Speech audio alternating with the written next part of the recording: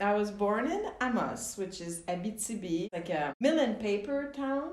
So this town was very small, like not a lot of culture. My mother was from there, and my father was from a big city, Montreal, and he knew that this little town was not really for him, but he moved there to be with my mom. The whole time he was kind of like, what are we doing here? And I think it might have been like hearing him say that, I started to feel really young. Like I remember 7, sitting on a sidewalk, like being, what am I doing here?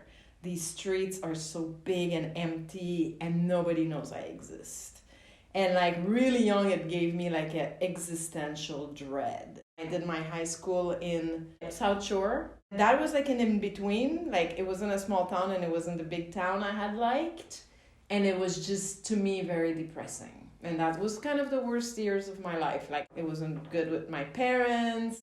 And I was just like not fitting in. Just as I got my diploma, my dad, we found out he had another family. So I left at 17. I was gone, on the road, in a van. Just had this, my dad had talked about Banff and I was like, I'm going west. So I ended up staying there months at this youth hostel and getting a job in town and learning English. And I just remember making a lot of friends and being like, this is what it means to be happy. Like, this is what being at the right place feels like. And I just remember like the mountains were so big and I just felt for the first time like a big sense of like a higher power. I was on my path. I had never felt so free. And also I learned that like I could start anywhere because I got a job. I got like a few jobs in Banff. I learned that I can learn another language. I can make friends out of the blue. So that was really a big discovery. So I stayed a year there saving. I left for my other trip, which was India. I just had this dream of going there. And I stayed 6 months. Like in India, I felt like I had my first like encounter with death. It was like chaos, People are starving on the side of the road. And then when we got to the Ganges, like they're burning the body. Like that's what I mean with death. You're like, death feels really close.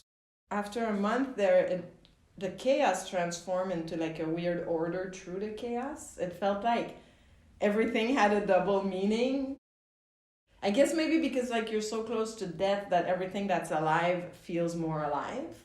So when I came back, for like a year, I was high on life. Just like so happy with everything I had. I just felt my heart so open and I was like, if it ever closed, I have to go back.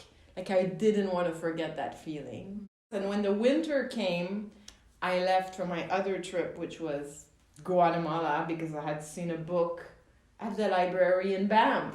And I thought, this looks very interesting. And then I stayed 14 years. So I started to paint.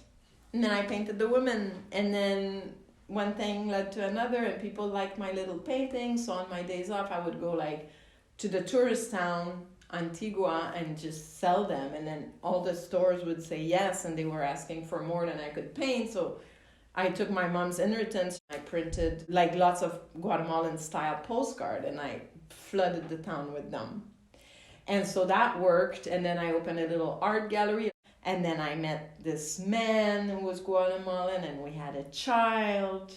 And then, I just lived there for 14 years. Yeah, then me and this man like broke up. So I was like, I'm just going to go to see my dad for a year. And then we'll reassess. But then I came here and it took us quite a while to like get back into the system. And like, I was like, let's stay put a bit. I took all my strength to just sort of rebuild like a career. I just focus on like loving here. I feel so safe here. Everything is so close. Like the downtown, the mountain, the little shops. It's very quaint. It's very beautiful. Montreal seemed the perfect fit for its convenience, for the peace, and for the mountain. I had said, if we can't get a place by the mountain, we're leaving. If I have the mountain in Montreal, it's like I have everything.